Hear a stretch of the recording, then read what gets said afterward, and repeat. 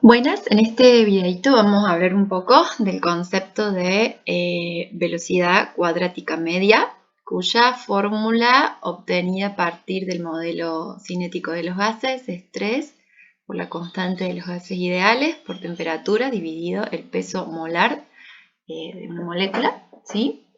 Y el concepto de energía cinética promedio, ¿sí? Esa barrita que escribimos ahí arriba significa energía cinética promedio, que como ustedes habrán visto en física es igual a 1/2 de la masa de una partícula por su velocidad al cuadrado, ¿sí? Bien.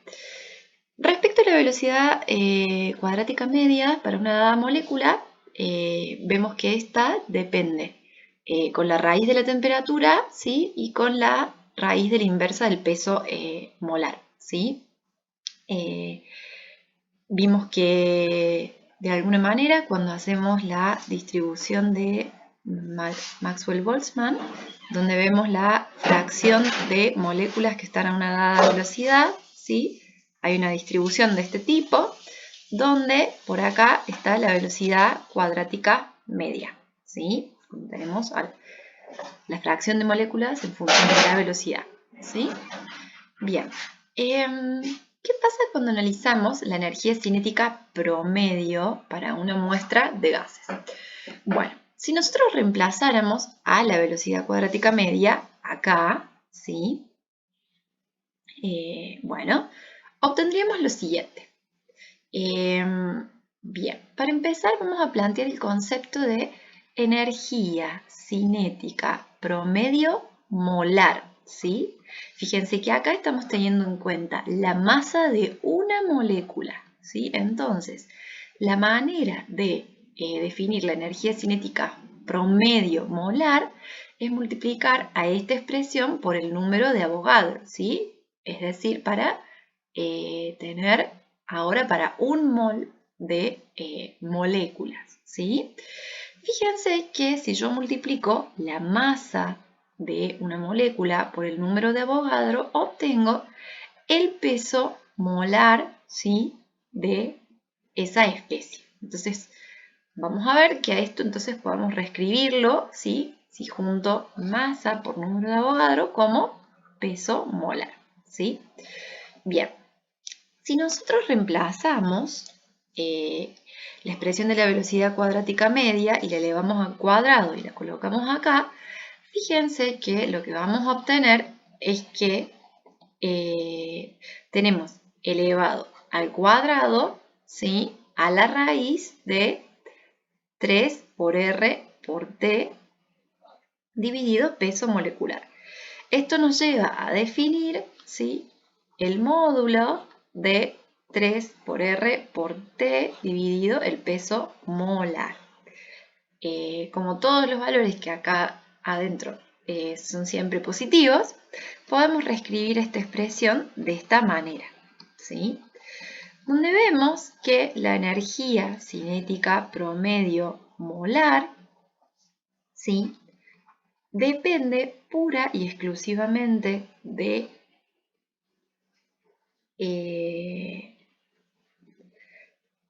la constante de los gases ideales y la temperatura de esa muestra. Entonces, por ejemplo, para resolver el ejercicio 17b, a ver, esperen, voy a abrir la guía para ver bien este ejercicio que les digo. ¿Sí? Que lo habíamos resuelto ayer en el teórico. El ejercicio 16b, ¿sí? Nos dicen, ¿a qué temperatura las moléculas de dióxido de carbono tendrán la misma energía cinética promedio que las de hidrógeno a 20 grados Celsius? ¿Sí? Bueno, entonces, me preguntan sobre la energía cinética promedio de moléculas de dióxido de carbono y me dicen a qué temperatura estas tendrán esta energía cinética promedio igual a una muestra de moléculas de hidrógeno que se encuentran a 20 grados Celsius.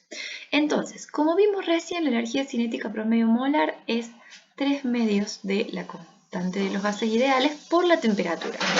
Entonces, ya vimos que cuando reemplazamos la energía cinética promedio, ¿sí? La expresión de la velocidad cuadrática media, llegamos a obtener esta expresión que nos muestra que para un gas no importa sus condiciones ni de presión ni de temperatura, ni de presión ni de volumen, su energía cinética promedio depende solamente de la temperatura. Entonces, si yo tengo una muestra, ¿sí?, de un mol de moléculas de hidrógeno a 20 grados Celsius, sé que podría calcular su energía cinética promedio a partir de esta fórmula y por lo tanto, a la misma temperatura, una muestra de moléculas de dióxido de carbono de un mol va a tener exactamente la misma energía cinética promedio. Insisto, una cosa es la energía cinética promedio, ¿sí?, que depende, como ya vemos acá, de la masa y de la velocidad, y otra cosa es la velocidad cuadrática media, que sí va a ser diferente a la misma temperatura para dióxido de carbono e hidrógeno, porque tienen distinto peso molar, ¿sí? Pero bueno, es muy importante diferenciar estos dos conceptos. Entonces, la respuesta para el ejercicio 16A es que una muestra de dióxido de carbono va a tener la misma energía cinética promedio que una muestra de hidrógeno a 20 grados cuando la temperatura sea la misma, ¿sí? Porque ya vimos que esto depende solamente de la energía cinética, de la temperatura.